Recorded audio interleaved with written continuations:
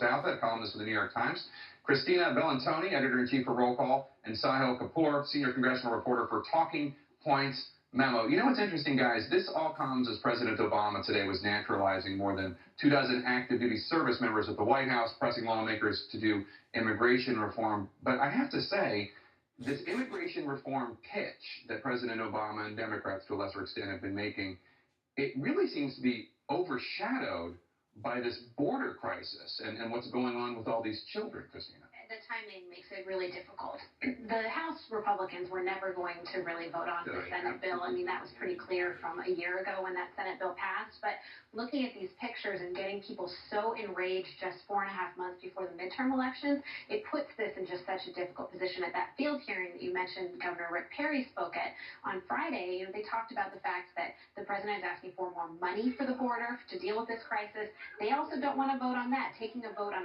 either side is just a really difficult political position for them. And I mean, don't you think, Sal, that it makes it look as though President Obama is not addressing what the #1 immigration issue is right now? Obviously, immigration reform, larger issue, can be discussed and debated.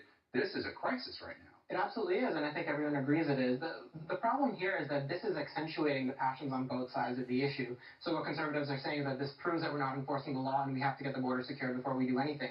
What the Democrats and what the president are saying is that this makes the case for immigration reform because that'll bring a whole surge of new folks at the border and make our border a lot stronger. So, the president does have a humanitarian crisis on his hands here. I think there are over 52,000 of these unaccompanied minors, and it's going to be very difficult for him to get reform through, not as if it's going to happen anyway, but it's going to be more difficult for him to make the case at this point until this crisis is passed.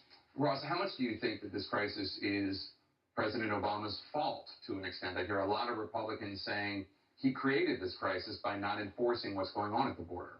I mean, the timing is striking, right? If you look at trends in child migration and migration of children only with their mothers, the Border Patrol was picking up, I think, 15 to 20,000 a year a few years ago. The numbers were pretty consistent. And then you had a spike that is still ongoing. This year is expected to bring many, many more. And it is timed from the point of view of American politics to the White House basically taking the step of saying we're relaxing deportation for people who arrive here as minors. Now, that being said, obviously, these people are coming from Central America. They're not following the ins and outs of U.S. immigration policy. Right. So if the White House is if American policy is playing a role here, it's happening through a very complicated game of sort of transcontinental telephone, basically. Let's turn to another issue if we can, with Hillary Clinton giving an interview to the Guardian newspaper about Edward Snowden, saying that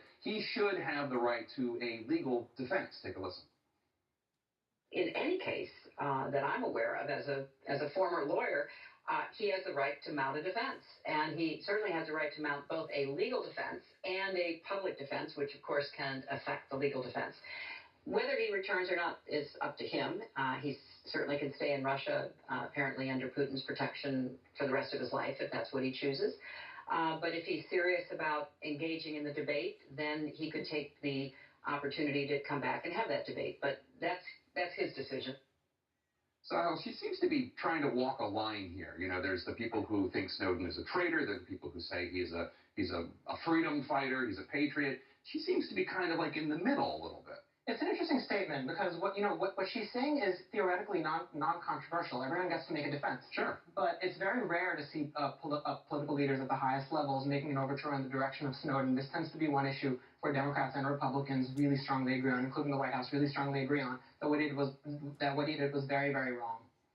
Christina? Well, I just think that it's all in the context of her running for president, right? And when you have Republicans like Rand Paul and like that sort of Paul coalition that are going to be some sort of force in the Republican presidential fight, she needs to really address the civil liberties issue because it's attracting young people in a certain way. It's exactly like you said. Some people view him as a hero. Others say that he should be completely, tried and throw away the key. And so she needs to keep both sides engaged in this. But that's not really answering the bigger picture issues, right. For bills that, by the way, she voted for with the Patriot Act and some of the bigger picture, what are our civil liberties when it comes to surveillance. The previous comment that I'd heard from her on NSA was that she was expressing anger at the bugging of Angela Merkel, the Chancellor of Germany, her phone.